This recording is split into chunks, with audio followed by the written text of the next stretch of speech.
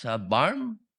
Dahil totoo po ba na kayo ang tinatawag na golden boy ngayon sa NBI?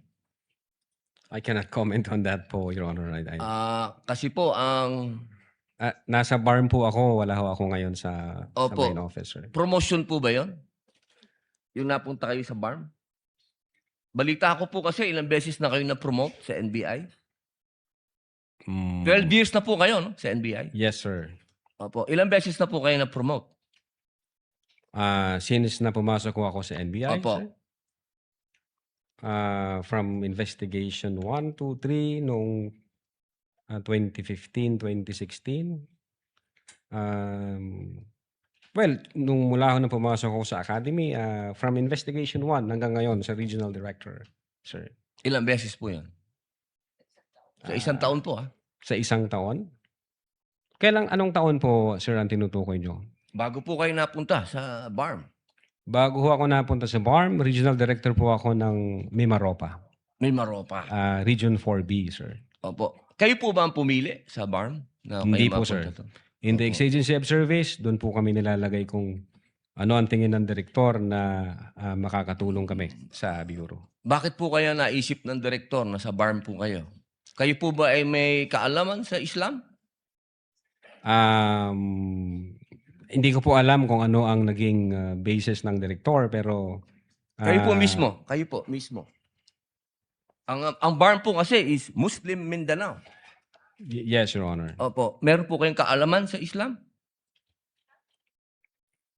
In terms of what do you mean kaalaman, sir? Yung Sa religion po ng Islam kasi Muslim Mindanao. So, ibig sabihin, kahit basic po siguro ng Islam, no?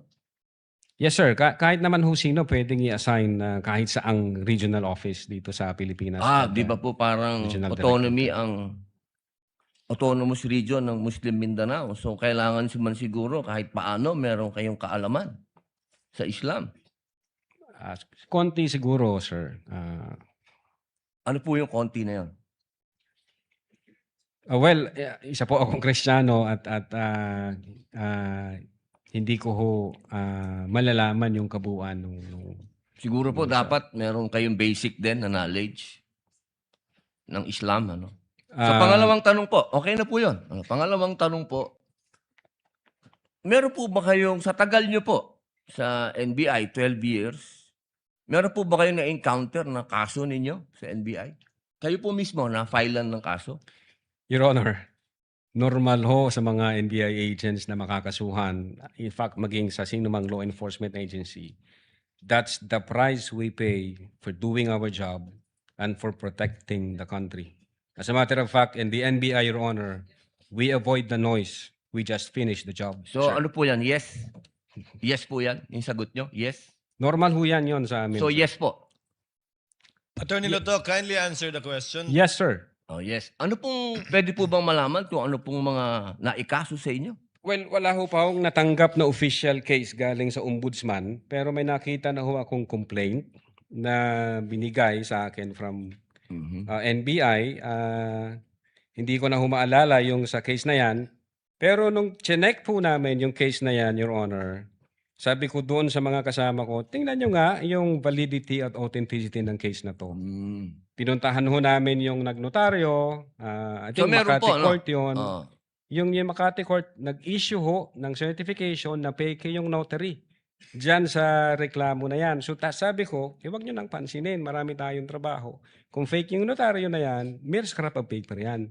Huwag na nating pansinin. Although, nag-aantay po ako, Your Honor, na mag-notify sa akin ng OMB kasi sasagutin po namin na eto ho ang nakalap namin, may dalawang Chinese na nagreklamo. Chinek ho namin doon sa BI, yung dalawang Chinese na yan, I think, 9 months nang overstay at pinaghahanap din ng Ano pong kaso po Bureau of yung Immigration. ipinatong sa inyo? Anong kaso? Hindi ko maalala, Your Honor. May mga kaso ho doon na nakalagay. Pero again, sabi Wala ko po nga, kayong isa kahit maalala na ipinatong sa inyo? if I'm not mistaken, arbitrary detention, may ganun ba? May unlawful arrest. Wala ho sa akin ng record kasi nga, sabi ko nga, nung makita namin na fake yung notary, hindi na ho namin binigyan ng pansin, Your Honor. Kasi napakakapal po nitong hawak ko. Ito Wala po akong problema, Your Honor. Oo, Sasagutin po kakapal. namin yan. Opo. Sasagutin ko Hindi po niyo yan. pa po nasagot magmula noong February 29 Kasi wala pa hong official notice galing sa kung anong ahensya. na nakarating po sa inyo. Wala pa. Wala pa ho. Ang nakuha ko lang, yung kopya niyan, Mm. siguro may nagpadala sa akin. Sabi ko, teka muna, wala akong official na nare-receive from OMB. So, nung chinek ho namin, kung nag-i-exist ba yung kaso, fake yung notary, hindi na namin So, ibig binigyan niyo ng pong pansin. sabihin hanggang ngayon, hindi kayo sigurado kung nag-i-exist to. Dapat may notice na ako from Ombudsman. Oo, di ba sir. po dapat ang reaction ng isang tao kapag may kaso, harapin? Precisely, Kasi Your katulad- Honor. Hinihintay ko nga po yung notice from Ombudsman na pag meron na hong notice Wala ang po kayong Ombudsman- notice hanggang ngayon? Sa Wala pa ombudsman? po, Your Honor. Yun nga ang inaantay ko kasi sasagutin namin kasi meron po kaming certification na fake yung notary. Inaantay ko po, Your Honor. Mas maganda po, maharap nyo kagad. Definitely, hindi ko lalong-lalo namin na po- tatakbuhan yan, sir. Kasi napakahalaga po ngayon nito. Yes, sir. Oo, ito po ay ang pinag-uusapan natin dito ay napakahalaga.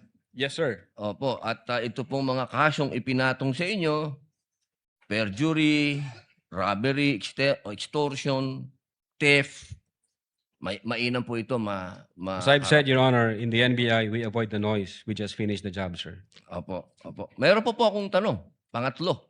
Opo. Kanina po na ang ganda ng talakayan nyo tungkol sa Romanov.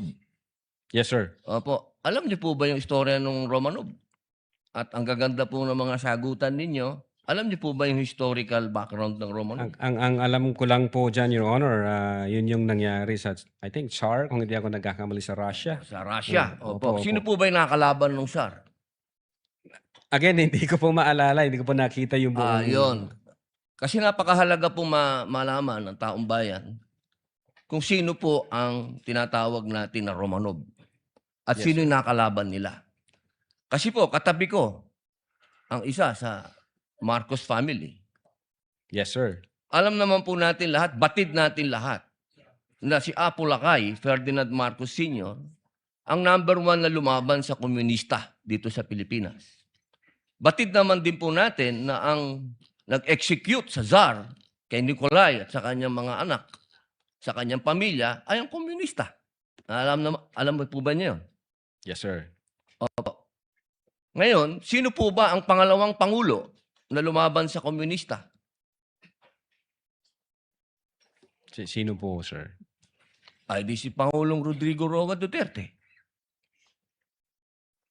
Hindi ba po dapat isipin natin yung Romanov ay tungkol sa threat na pumapasok sa mga pamilya na mga namumuno dito sa ating bayan na lumalaban sa komunista.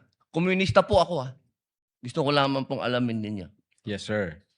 Well, insofar as the investigation on the issue of whether or not may Romanov or operation of Romanov, ang sabi ko po kanina, nasa intelligence service po namin yan. At I think ang makakasagot po niyan, Your Honor, yung director po namin. Opo, kasi nabanggit nyo kanina sa usapan po ninyo si Baste.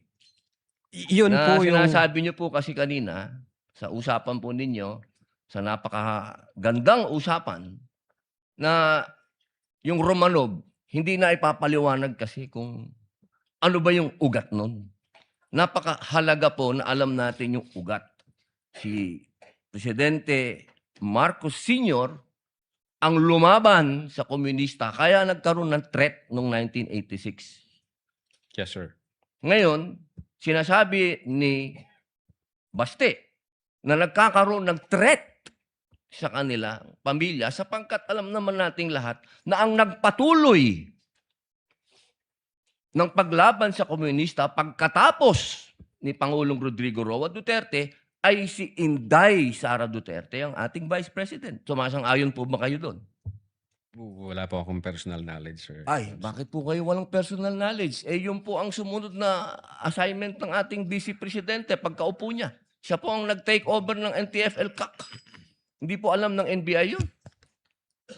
Well, nag-NTF-ELCAC siya, pero yung factual circumstances doon, Factual, wala pa po akong... wala po kayong...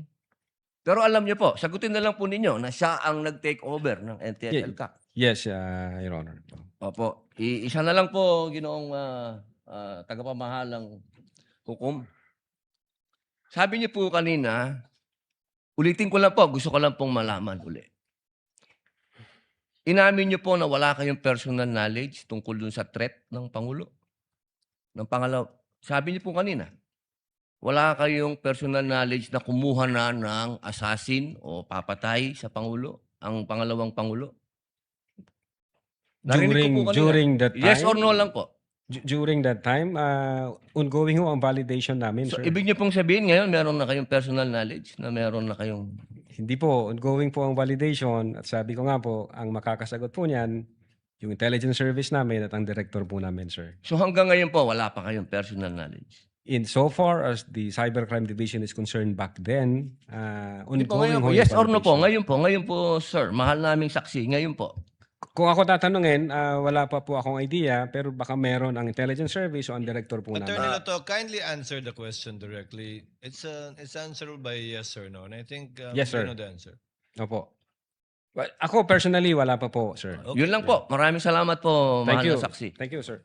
Thank Your you, Senator Judge Padilla. Chair declares a 15-minute recess. We shall resume at 5:38. At exactly 5:38. Trial is on short recess.